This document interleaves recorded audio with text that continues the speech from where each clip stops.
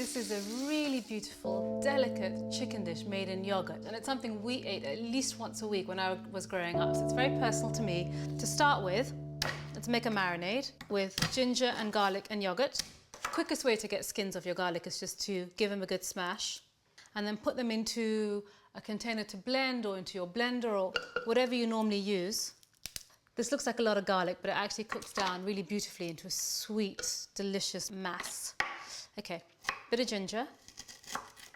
And I'm going to add my yogurt.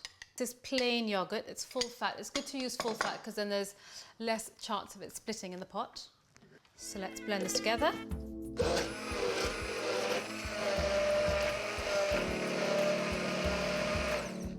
It needs to be really nice and smooth. So we have our chicken here. Ideally, try and find really small birds because they just have a little bit more succulence to them. And if you have a friendly butcher, it's always a really good idea to befriend a butcher for this. Get him to joint it for you into small pieces. It cooks much quicker and there's much more surface area to absorb the lovely yogurt and also to release the chicken flavour into the curry. So in goes my yogurt. Into that I'm going to put lots of coriander powder, 2 spoons, a little bit of chili powder and some salt and some cumin, and that's pretty much all we're going to put in here. And give it a stir and make sure all the chicken is in that lovely marinade. If you have time, cover it with some cling and put it in the fridge overnight, and all those flavours will start getting into the chicken and it'll keep it nice and moist when you cook it. If you don't, it's absolutely fine. Continue cooking with it straight away, which is what I'm going to do. Okay, let's put this aside.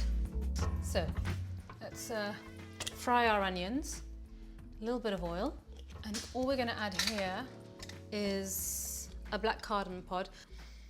These are absolutely beautiful. They're more smoky than sweet, and they add a lovely flavour to dishes. In goes my chopped onion. I'm going to prick my green chilies with the tip of my knife, just so that when I add them into the hot oil, they don't burst. And the reason I leave them whole is because I love that flavour, but I don't really want the heat in my sauce. So in they go whole. Give that a stir. There's nothing better than the smell of frying onions. So those are starting to brown. So I'm going to add in my chicken with its lovely marinade. The trick to making sure your yogurt doesn't curdle when you cook it is just to stir it constantly until it comes to a boil. And once it comes to a boil and it bubbles away and simmers for a few minutes, you know that you'll be fine. So cook that off for about 6-7 minutes, giving it the occasional stir. And what you're left with is more of a creamy sauce rather than the watery yogurt that went in to start with. And I've just tasted it. And I know the garlic is cooked, so I know I'm ready to move on to the next stage, which is just to add a little bit of water.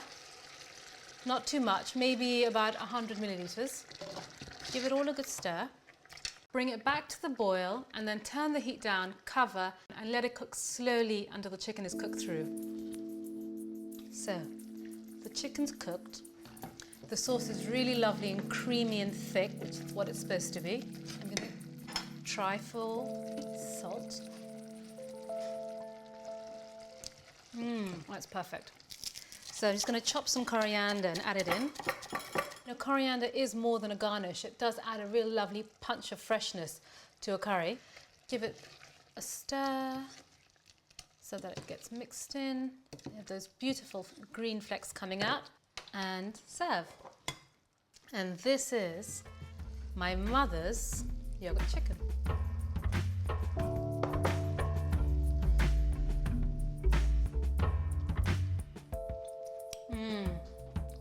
Beautiful.